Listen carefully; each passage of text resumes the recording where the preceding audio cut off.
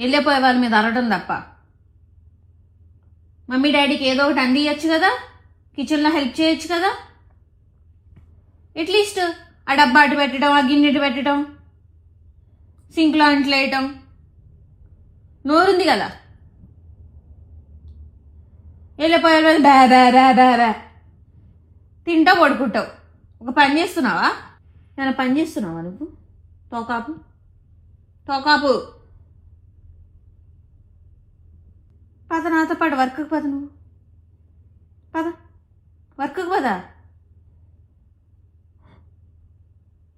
Job చేయపా.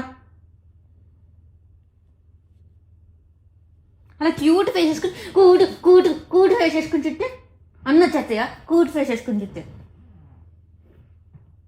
పోయివు.